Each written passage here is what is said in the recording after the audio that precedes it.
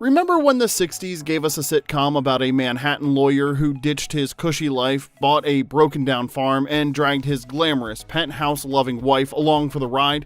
It made absolutely no sense, and that's why we loved it. Green Acres ran from 1965 to 1971 and delivered 170 episodes of pure Hooterville chaos. It starred Eddie Albert as the ever-hopeful Oliver Douglas and Eva Gabor as his wife Lisa, the only woman alive who could make farm chores look like couture photo shoots. Today, we're counting down 15 weird and wild facts about Green Acres, and trust us, if you think this show was strange on the surface, wait until you hear how it got started. Now, before we dive in, be sure to like and subscribe because it really does help YouTube show this video to more retro TV fans just like you.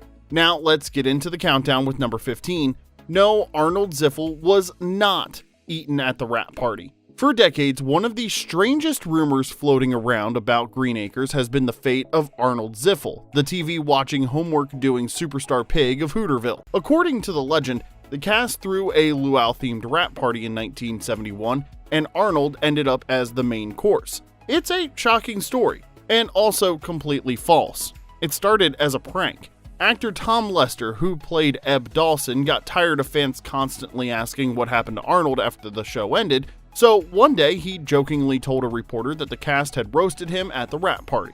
Lester thought he was being funny, but fans did not. The rumor took off like wildfire and somehow morphed into one of Hollywood's darkest sitcom myths. The truth couldn't be more different. Several pigs played Arnold over the years, and they were treated with genuine care by their trainers. The most famous Arnold belonged to legendary animal trainer Frank Inn, who absolutely adored the pig and was devastated when he heard Lester's jokes start spreading. Inn loved that animal so much that when he died years later, they buried Arnold's ashes with him. That's the kind of bond we're talking about here, people. And Arnold wasn't just beloved, he was decorated. He won 3 Patsy Awards, the animal version of an Oscar, cementing his place as one of television's greatest four-legged performers. So no, Arnold Ziffel did not end up at a luau. He ended up a star, a legend, and eventually part of the legacy of the trainer who cherished him. The rumor lives on solely because it's outrageous, but the truth is far sweeter, just like Arnold himself. Number 14, the theme song was basically a mini sitcom episode. You know how most classic TV themes were sung by anonymous studio pros who cashed a check and went home? Not Green Acres. This show did something almost no sitcom had bothered to do up to that point. It allowed its stars to sing their own theme song. The genius behind this earworm was Mizzy, the guy who also gave us the finger-snapping Addams Family theme. If you heard a catchy sitcom song in the 60s, there's a decent chance Vic was cashing that royalty check. But here's what made it truly unique. The Green Acres theme was a full-on marital argument set to music. Eddie Albert belted out his love for farm living while Eva Gabor purred about Times Square like she was ordering a couture gown. And that accent? That was pure Eva, a thick Hungarian lilt that most American audiences had never heard on a sitcom before. Green Acres gave you the entire conflict of the show in real time. Oliver wanted fresh air and tractors. Lisa wanted penthouse living and Broadway. Every single week before the episode even started, you watched them disagree about the life they were living. It was like eavesdropping on a couple's therapy session, except catchier. And here's the kicker. They reportedly nailed it in one take. Later shows like The Monkees and even All in the Family would follow the trend of stars singing their own themes, but Green Acres did it first and turned it into a Broadway-worthy battle of wills. Number 13, Mr. Haney was inspired by Elvis's real-life manager. Mr. Haney was based on a very real hustler. Actor Pat Buttram modeled the character after Colonel Tom Parker, the infamous and endlessly shady manager of Elvis Presley. Buttram had met Parker years earlier in the 1950s, back when Parker was working as a carnival barker and promoter, and Buttram was making his name in radio. Parker left an impression. He was slick, charming, and always working an angle. Years later, when Buttram landed the role of Mr. Haney, he knew exactly who to channel. Just like Haney, Parker wasn't actually a colonel. He'd simply been given an honorary Kentucky colonel title and ran with it like he'd commanded an actual regiment. Before managing the King of Rock and Roll, Parker worked the carnival circuit selling everything from dancing turkeys to phony souvenirs. You know, standard preparation for becoming one of the most powerful men in the music industry. And the questionable business ethics? Parker practically wrote the book himself. He took massive cuts from Elvis's earnings, made deals that mostly benefited himself, and operated with the kind of shameless salesmanship that would have made even Mr. Haney blush. Buttram borrowed Parker's mannerisms, his relentless pitchman rhythm, and even a bit of his strange, hard-to-place accent. The result? Mr. Haney ended up sounding like someone who could sell Oliver Douglas a broken tractor, a haunted washing machine, and a lifetime warranty that didn't cover either one, all in the same breath. The connection became widely known in entertainment circles, and Buttram himself confirmed it. So the next time Mr. Haney rolls into a scene with a contract, a grin, and a price that should be illegal, just remember, he's not exaggerating. He's channeling Elvis Presley's actual manager and somehow making him look honest by comparison. Number 12, Green Acres was a casualty of the rural purge, not bad ratings. Green Acres didn't end in 1971 because viewers stopped watching. The show was still pulling respectable numbers, ranked 34th out of 96 shows in its final season and still winning its time slot. By every normal metric, it should have kept going. But its fate had nothing to do with popularity and everything to do with a wave that hit television in the early 70s, the infamous rural purge. CBS executives decided they needed to chase a younger, more urban audience, the kind advertisers were suddenly obsessed with. To get there, the network started clearing out anything that looked even remotely country. It didn't matter if the shows were beloved, successful, or long-running. If it had farms, folksy characters, or a zip code outside a major city, it was suddenly on the chopping block. Fred Silverman, the head of programming, took the axe and swung hard. In one sweeping season, CBS canceled Green Acres, The Beverly Hillbillies, Petticoat Junction, Lassie, and more. Entire swaths of the schedule disappeared almost overnight because they couldn't fit the new image CBS wanted. The network filled the empty slots with series like All in the Family, The Mary Tyler Moore Show, and later MASH. Groundbreaking hits that ushered in a new era of television but left plenty of fans wondering why their favorites vanished without warning. Eddie Albert and Eva Gabor, though, didn't let the cancellation slow them down. Eddie landed his second Oscar nomination for The Heartbreak Kid in 1972, played the sadistic Warren in The Longest Yard, and co-starred in the crime drama Switch from 1975 to 1978. He kept busy with guest spots on everything from Columbo to Murder, She Wrote, and even reunited with Eva for the 1990 TV movie Return to Green Acres. Off-screen, Albert stayed true to his environmental roots, continuing his activism work well into his later years. He passed away in 2005 at the age of 99, leaving behind a legacy that stretched far beyond Hooterville. Eva Gabor found her second calling in voice acting, becoming the elegant Miss Bianca in Disney's The Rescuers films. She also launched a successful fashion and beauty line, appeared on game shows like Match Game and Hollywood Squares, and reunited with Eddie on Broadway in You Can't Take It With You in 1983. Eva passed away in 1995 at the age of 76 from respiratory failure after a fall while vacationing in Mexico. She's buried at Westwood Village Memorial Park Cemetery, just a few yards away from Eddie Albert, who would join her there a decade later. Even in death, the heart of Green Acres stayed close. Number 11, Oliver and Lisa were almost played by completely different actors. It's hard to imagine anyone but Eddie Albert and Eva Gabor running that little farm outside Hooterville, but the truth is, neither one was the network's first choice. Green Acres almost had a completely different couple at its center. When producers first went looking for their Oliver Wendell Douglas, they called Don Ameche. At the time, Ameche was the bigger name. A radio legend, a respected film actor, and the kind of polished star networks loved to brag about. But Ameche passed, leaving the door open for Albert. And thank goodness he did. Albert's mix of sincerity, stubbornness, and barely contained frustration became the heartbeat of the entire show. Casting Lisa Douglas was just as bumpy. Several actresses tested for the part, including Marsha Hunt and Janet Blair, both strong contenders. But producer Paul Henning wanted Eva Gabor from the start. CBS, however, didn't. Executives worried her thick Hungarian accent would confuse American audiences or make jokes harder to land. Henning wouldn't budge. He believed Eva's accent, elegance, and comedic timing were exactly what the role needed. The whole point was that she didn't fit in. Eventually, the network relented and Eva stepped into Lisa's towering heels. From the moment she arrived on screen, glamorous, bewildered, and completely devoted to Oliver, it was obvious Henning was right. Her delivery, charm, and even her mangled idioms became essential parts of the show's identity. Number 10, Eva Gabor almost turned down Lisa Douglas. Eva Gabor made Lisa Douglas look like the kind of woman who could churn butter in a ball gown, but she almost didn't take the role at all. Before Green Acres, Eva was already a polished Hollywood actress with real credits under her belt. Films like The Last Time I Saw Paris and Gigi, Broadway performances, even her own talk show in the 50s. She had carefully built a reputation for elegance and sophistication, the kind that came with champagne brunches in Beverly Hills, not pig farming in Hooterville. So when a sitcom came calling, Eva hesitated. She worried Lisa Douglas might be too silly, too broad, and too one-note. A high-maintenance socialite stuck on a farm? It felt like a stereotype waiting to happen. Her husband at the time talked her into it. He told her the role had real potential and that she should lean into the comedy while keeping her natural Hungarian accent. Once she signed on, Eva spun the character into gold. She gave Lisa a sweetness beneath the glamour, played the absurdity with absolute sincerity, and became the perfect comedic counterpart to Eddie Albert's idealistic Oliver. What could have been a cardboard character became one of the most charming sitcom wives ever put on television. And the best part? The role made Eva even more famous than her sisters, Zsa Zsa Who, and it cemented her place in TV history as the woman who made couture and corn look equally fabulous. Number 9, Eddie Albert was a farmer for real. On Green Acres, Oliver Wendell Douglas talked a big farming game, but couldn't grow a tomato without Mr. Haney trying to sell him the dirt it was planted in.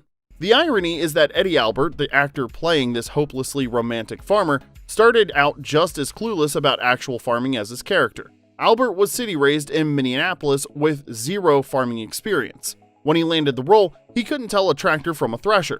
In fact, the only person on set who actually knew how to work a farm was Tom Lester, who played the farmhand Eb Dawson. Lester could milk a cow, plow a field, and fix equipment. These were all skills that Eddie Albert had to learn convincingly for the camera. But something happened while playing Oliver Douglas. Albert had always appreciated nature, but Green Acres seemed to awaken something deeper. During the show's run, he became publicly vocal about environmental issues, promoting organic gardening, speaking out against pollution, and warning people about pesticides like DDT. By the time the show ended in 1971, Albert had helped organize the very first Earth Day in 1970, launching what would become a lifelong mission. At his Pacific Palisades home, he grew organic vegetables in a greenhouse and even planted a cornfield in his front yard. And he didn't stop when the cameras turned off either. After Green Acres ended, Albert spent decades as one of Hollywood's most dedicated environmentalists. He co-founded the Eddie Albert World Trees Foundation, worked with the United Nations Environment Program, and hosted environmental awareness specials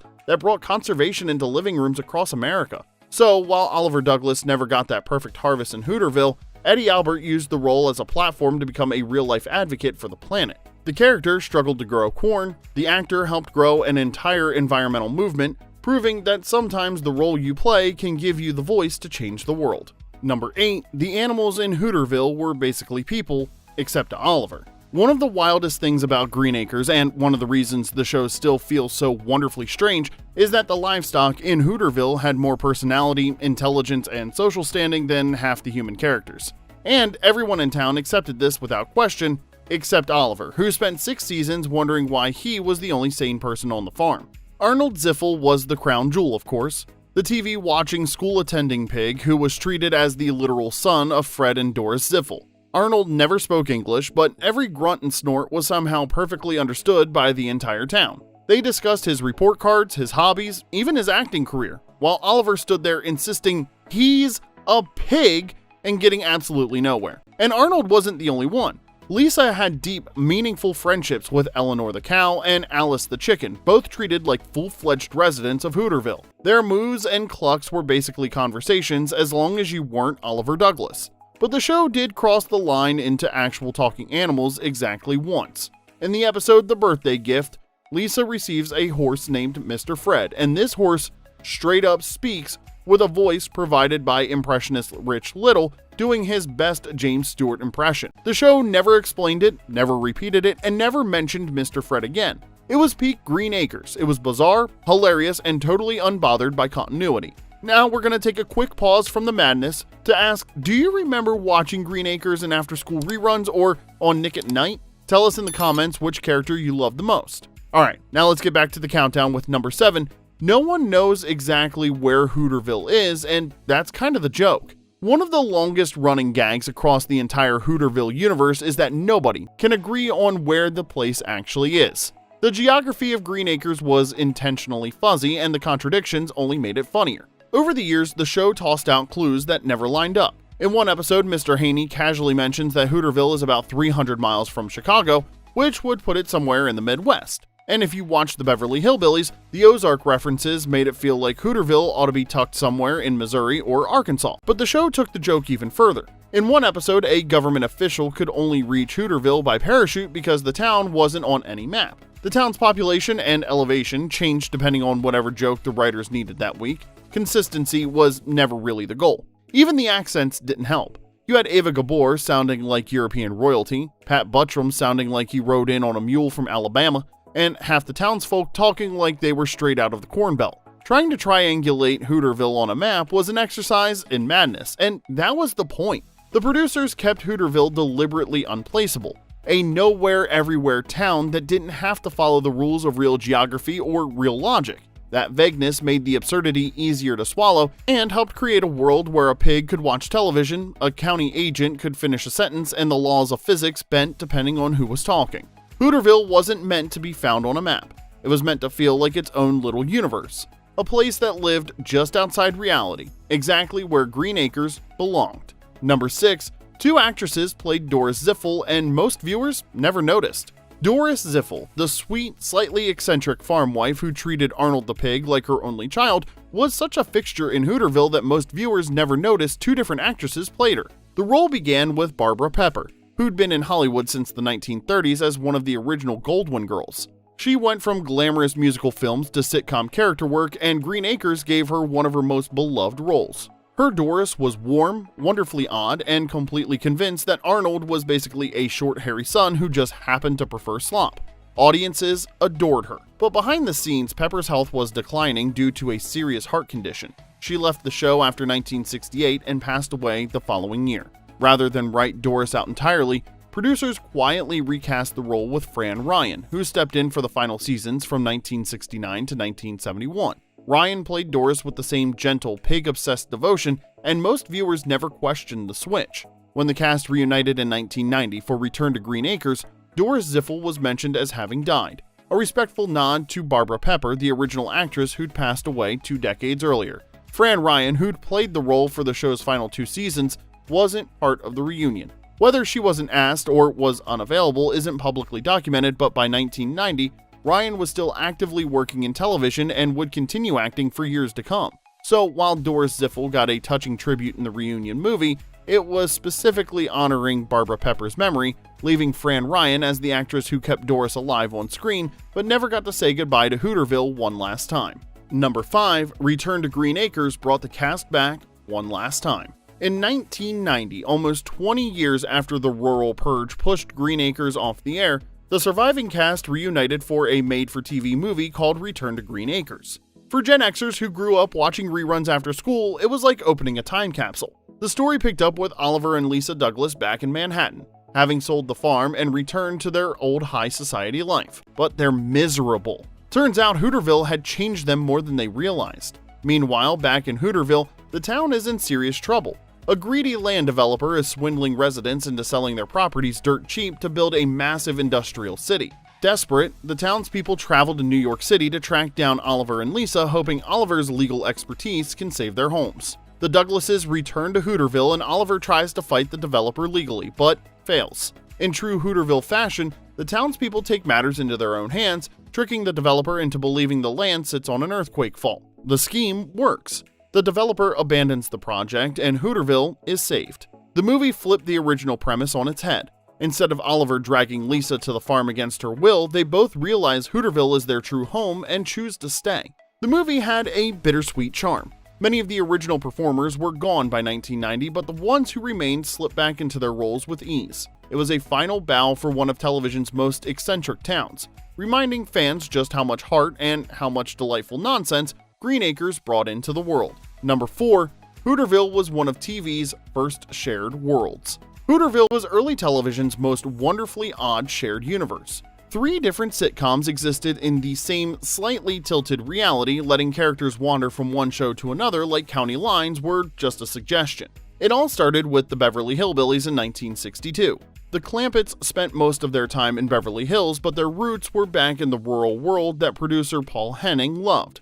Close enough that crossover episodes felt perfectly natural. Then came Petticoat Junction in 1963, centered around the Shady Rest Hotel and officially putting Hooterville on the map. That show introduced the rhythm, the characters, and the gently absurd tone that would define the region. When Green Acres arrived in 1965 as a direct spin-off of Petticoat Junction, it planted the Douglas farm right down the road and fully cemented all three shows into one interconnected world. Suddenly, characters could pop in and out of each other's storylines like they were just borrowing a cup of sugar or, in Oliver's case, probably something expensive and unnecessary from Mr. Haney. The glue holding this world together was Frank Cady as Sam Drucker, the man who ran the general store, the post office, and served as the newspaper editor. Drucker appeared regularly on both Petticoat Junction and Green Acres simultaneously, giving viewers a familiar face no matter which show they tuned into. The man was basically working two full-time TV jobs in the same fictional zip code and even popped up in Beverly Hills when Sam won a trip to Hollywood and visited the Clampetts. Other characters drifted between shows too. Uncle Joe Carson from the Shady Rest Hotel would wander into Green Acres episodes just because he felt like it. The Bradley sisters, Bobby Joe, Billy Joe, and Betty Joe, often showed up as dates for Eb Dawson. Even Arnold the Pig's parents, Fred and Doris Ziffel, were introduced on Petticoat Junction before becoming Green Acres regulars. The shows got so interconnected that in 1968, they produced special Thanksgiving and Christmas episodes that brought the entire Clampett family to Hooterville to visit their distant cousins, the Bradleys. For fans who watched all three shows, Hooterville felt like a single, fully formed little world. Cozy, chaotic, and deeply connected. Just a corner of television where the comedy stayed the same no matter which port you were visiting. Number 3. Green Acres started as a 1950s radio show. Green Acres may feel like one of the most original sitcoms of the 1960s, but the idea actually started a decade earlier on the radio. Before Oliver and Lisa Douglas ever set foot in Hooterville, CBS aired a 1950 summer series called Granby's Green Acres, and the premise was almost identical. The radio version followed John Granby, a big city banker who dreamed of escaping for the simple life. He drags his wife Martha out to a rundown farm and, surprise, neither of them knows the first thing about farming. Sound familiar? The setup was all there. The earnest husband convinced he can master agriculture. The reluctant wife wondering how she ended up here, and the constant clash between city expectations and rural reality.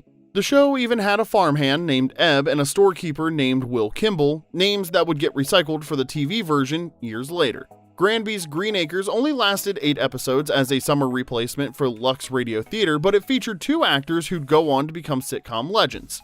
John Granby was played by Gail Gordon, who later became Mr. Mooney on The Lucy Show, and Martha was played by Bea Benaderet, who eventually starred as Kate Bradley on Petticoat Junction, the very show that would share Hooterville with Green Acres. Number 2. Green Acres loved breaking the fourth wall and getting very meta. Green Acres was one of the first sitcoms to constantly wink at the audience. The show loved breaking the fourth wall, poking fun at itself, and dropping inside jokes that rewarded viewers who paid attention to the entire Hooterville universe. In one delightfully bizarre episode, the residents of Hooterville decide to put on a community theater production of the Beverly Hillbillies. Lisa hilariously played Granny, while Oliver ended up playing Jethro, turning the whole episode into a parody of a show that technically existed right next door. Moments like these help knit the Hooterville world together and set Green Acres apart from every other sitcom on TV at the time. It was smart, silly, self-aware, and always ready to remind you that the characters knew they were part of something bigger and a whole lot stranger. Number 1, Green Acres allowed zero improvising except for one person. For a show that looked so loose, goofy, and off the wall, Green Acres ran on one surprisingly strict rule: absolutely no improvising. Director Richard L. Baer and the writing team built the show around a very specific rhythm. It was fast-paced, absurd, and packed with precise wordplay and running gags that only worked if every line hit exactly where it was supposed to. One actor going off script could throw the whole sequence off balance. Eddie Albert said, quote, "There was no time to improvise on Green Acres. It was so well written, it would have been impossible to improve upon it. We never changed a word," end quote. But there was one tiny exception. Eva Gabor's English, with her glamorous Hungarian accent and her wonderfully unpredictable idioms, occasionally produced accidental little gems. A twisted expression here, a charming mispronunciation there. The writers loved them. They didn't let her improvise full scenes, but they often took her accidental turns of phrase, wrote them into future scripts, and let her keep sprinkling that Ava-ness into Lisa Douglas. Outside of those moments, though, the cast stuck to the script with surgical precision. Green Acres might have looked chaotic, but behind the scenes, it was a finely tuned comedy machine. And there you have it, 15 weird and wild facts about Green Acres. Which fact surprised you, and which ones did we miss? Tell us in the comments section below, and if you enjoyed this trip back to Hooterville, be sure to like, subscribe, and share this video with that friend who swears they understood every word Arnold said. And until next time, this is Remember When.